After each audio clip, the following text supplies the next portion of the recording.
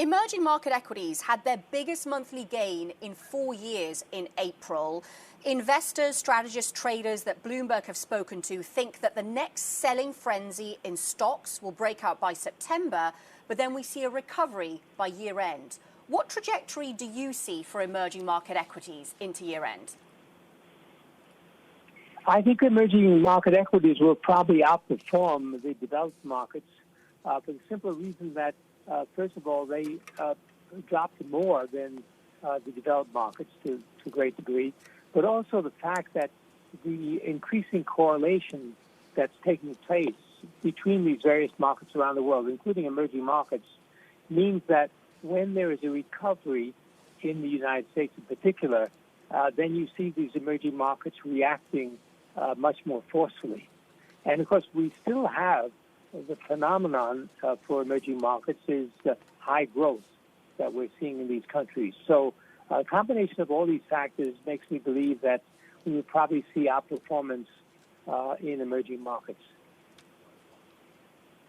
Interesting, outperformance, because this survey that we did actually saw people respond and say that emerging markets would underperform developed markets. So it's interesting that you see that differently, Mark. In terms of the regional variations, because, of course, we don't want to talk about them as one block, what area of emerging markets do you expect to outperform the most?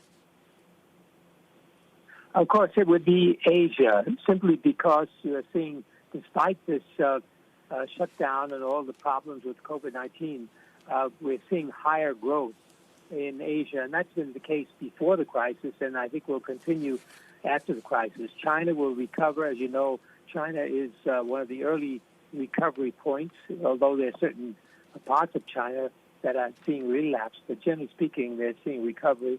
And then countries like Vietnam, even India, despite this shutdown, I believe is going to recover very nicely. So definitely Asia would be the place. Okay. Have you been making changes to the portfolio then in terms of allocating more to Asia and perhaps specifically China and away from places like Latin America, for example? Not really, because what we've done is look at all the holdings that we had before the crisis and looked at those stocks that were looking very attractive at that time before the crisis, but were very expensive. And now we're doing switching. In other words, going into those stocks that were very attractive but now have come down in price. So it means that we're investing in Brazil, we're investing in Turkey, in other parts of the world. But, of course, the biggest weighting is in Asia, in places like Korea, China, India. Those are the places where we're focusing. So we're looking globally at individual companies because that's really the basis of our investment technique. But the weighting, of course, is higher in Asia, but it has not necessarily increased. Okay, interesting. Mark, the pandemic has pushed many emerging market central banks to try QE for the first time. And it's a big discussion at the moment, using QE to finance budget deficits, monetary financing, in other words. If we see more of that, and I know there are distinctions to be made between specific markets in emerging markets, but do you think we'll see capital flight as a result of that? No, I don't think so. I think the interesting thing about this quantitative easing is that it laps over into these emerging countries. And, in fact, we may even see a weakening of the dollar because of the tremendous flow of dollars in all these other countries, thereby strengthening some of the currencies in these other countries outside the U.S.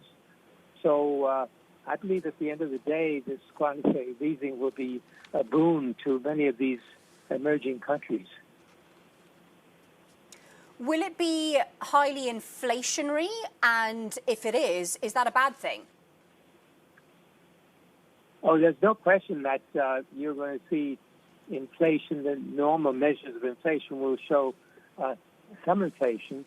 But we're in a very strange situation these days. We're in a sort of a deflationary environment because of technology pushing into the areas that normally you wouldn't expect declines in prices. So there will be, in some countries, slightly higher inflation, but I believe overall, on a global basis, we're in a deflationary environment because of technological changes, despite the fact that you see this incredible increase in money supply.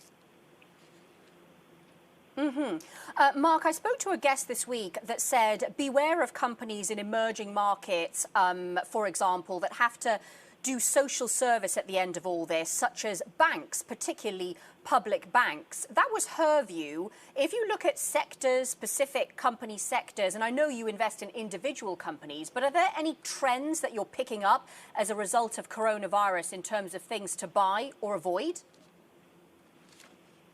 Well, there's no question. Companies with strong balance sheets are essential. I mean, any company with weak balance sheets we're avoiding with like a plague. And then with banks, the problem with banks, although some of them look very interesting and have a nice history, the reality is that their bad loan portfolio is increasing at a pretty rapid rate. And as you know, a lot of the numbers regarding bad loans don't come out immediately. They come out later once the tide is out, as Warren Buffett has said. So we're very cautious about financial institutions generally because there's some opportunities, but we have to be extremely cautious.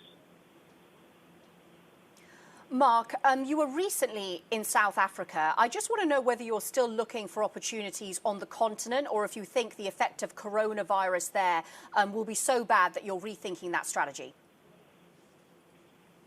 Yes, we're still investing in Africa, in Kenya, of course we have Safaricom, and in South Africa we're investing in Clicks and looking at some other companies there. So there are opportunities, despite, in the case of South Africa, the dire macroeconomic environment, but a lot of these companies are able to survive and even prosper under such conditions. So no question we have not written off Africa. And I believe that looking forward, the growth in Africa is going to be very, very good in many of these countries.